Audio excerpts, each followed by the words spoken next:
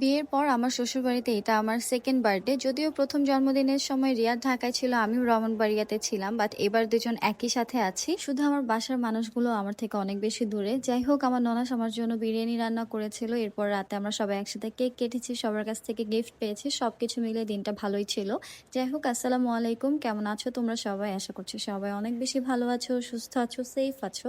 আমরাও আলহামদুলিল্লাহ আল্লাহর রহমতে ভালো আছি। আমার মা সবসময় একটা কথা বলতো যে তুমি যেমনই থাকো না কেন, যে অবস্থায় থাকো না কেন, সবসময় যদি আল্লাহর শুকরিয়া করো আর বলো যে আলহামদুলিল্লাহ ভালো আছে, তাহলে আল্লাহ তোমাকে এমনিতেই ভালো রাখবে। যাই হোক, এদিন ছিল জুলাইয়ের 16 তারিখ। তো ঘুম থেকে উঠে এখানে নাস্তা রেডি করে নিচ্ছিলাম। রিয়াদকে হচ্ছে আমজিরাটা দিয়েছি আর আমার জন্য আমি চা আর রুটি খাবো।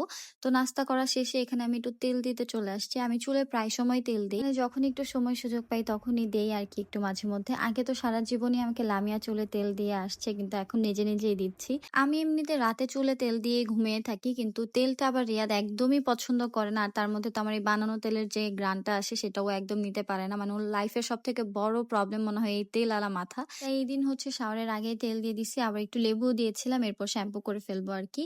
তারপর সন্ধ্যাবেলা হচ্ছে আমার রাফিনার মাহির জন্য একটু চা বানিয়েছিলাম। আর আমাদের ওই দিনের রাতের ডিনার ছিল হচ্ছে চটা, আর সাথে ছিল মুরগির তরকারি, মানে চাপটি আর কি। এটাকে ব্রাহ্মণবাড়িয়ার ভাষাতে চটা বলে। তো এরপর আমি প্রথমবার আমার লাইফে হচ্ছে এক্সপেরিয়েন্স করছি যে চাপটি দিয়ে কাঁঠাল খাওয়া।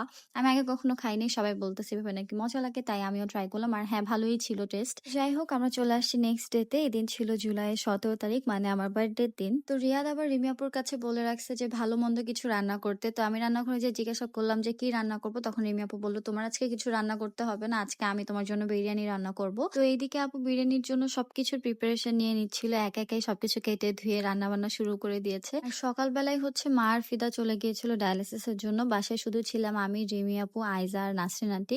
আর রিয়াদও তো ছিল কাজে।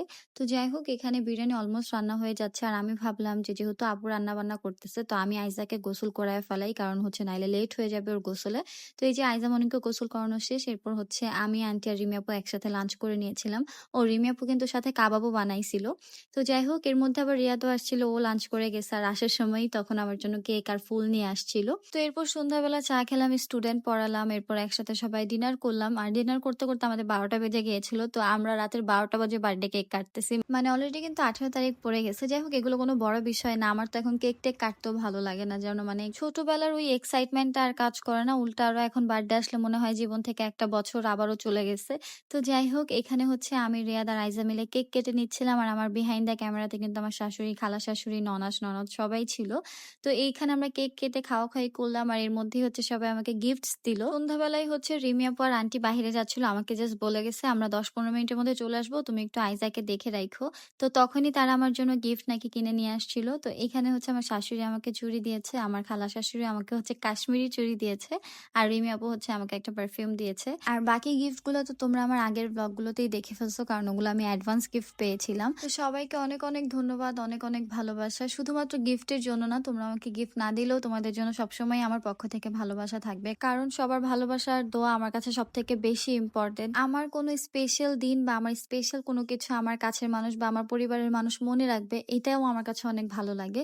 তো যাই হোক, এরপর হচ্ছে আমি, আইজা আর আইজার মামা মিলে একটু ছবি তুলতেছিলাম। আর এখানে হচ্ছে আইজা আমাকে হ্যাপি বার্থডে উইশ করতেছিল। এটা আমি আমার স্টোরিতে সাউন্ড সহ দিব, তখন তোমরা শুনতে পারবা।